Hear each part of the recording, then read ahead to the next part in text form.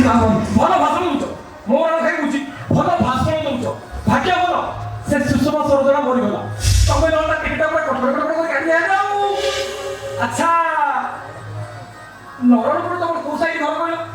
ମୁଁ ବହୁତ ଥର ସେପଟେ ଯିବା ଆସିବା କରୁଛି କାହିଁ ତମ ଉପରେ ତମ ନଜର ମୁଁ ଟିକେ ପଡ଼ିନି ଆଚ୍ଛା ଫାଙ୍କା ଅଛ କି ଓ ମାନେ କଣ ମାନେ ଫାଙ୍କା ଅଛ ନା ଏଙ୍ଗେଜ ଅଛ ତମେ ଫାଙ୍କା ଅଛ ତାହେଲେ ତମକୁ ଟିକେ ମୋ ମନ କଥା ଖୋଲି କୁହନ୍ତି ଆଉ ଲୋକ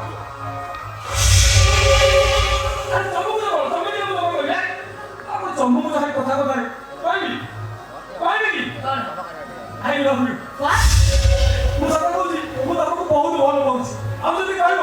ତାହେଲେ ବାପାଙ୍କୁ ନେଇ ପ୍ରସ୍ତାବ ଧରି ତମ ଘରକୁ ଯିବି ମତେ ବାବୁ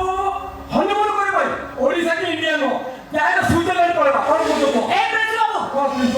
ସଂଯୋଗ ହୋଇ କଥାବାର୍ତ୍ତା କରନ୍ତୁ ନହେଲେ ମୋ ହାତଟା ଉଠିଯିବ ମୋ ପ୍ରିନ୍ସିପାଲ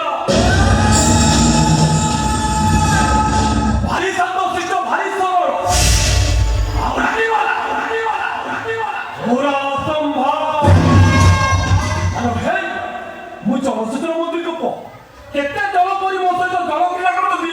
ତାର କିଛି ହିସାବ ନାହିଁ ଆଉ ମୁଁ ତତେ ବାହା ହେବା କଥା କହୁଛି ତୁ ମତେ ହାତ ଉଠାଇବା କାଇଁ କରୁନୁ ଆଉ ତତେ ଟୋଟାଲ ମୁଁ ତତେ କୋଠେଇ କଣ କରିବୁ କହିଲି କଣ ରେ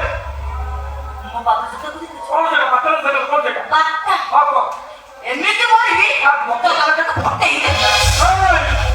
ଏ ଗାଁରେ କଣ ସେ ଲୋକ ନାହିଁ ସିଏ କି ମୋ ଆଗରେ ଚପଲ ପିନ୍ଧି ଯିବାକୁ ସାହସ କରୁଛି ମତେ ଚପଲ ମାରିବା କଥା କହିଲୁ ଆରେ ବାବୁ ଅଳ୍ପ ଗୋଟେ ଗିରା କହିଲା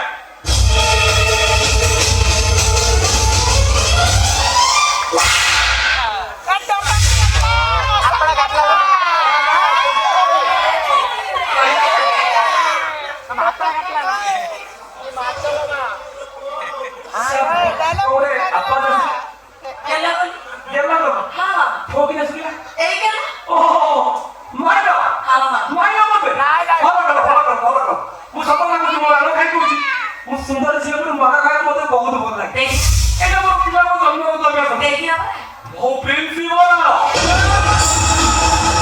भाई साहब शिष्ट भाई सर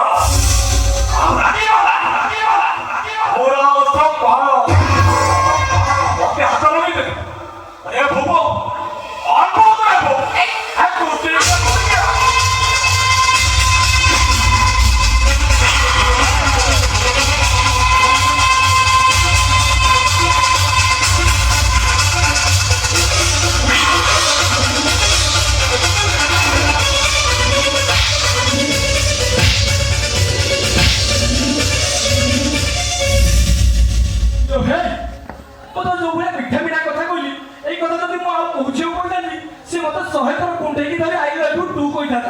है तो देखते पातीला तू मते माइलो हां तू को सुनिची ती वर्ष रंगमंगल जात्रा जाउछु नहीं सत को हां हो पथे रंगमंगल को दिलु आगो 21 दिन के दंड तो देखाइबी तापर रंगमंगल जात्रा पटिबी रहरे झारिबी गीत ओड देबा ताई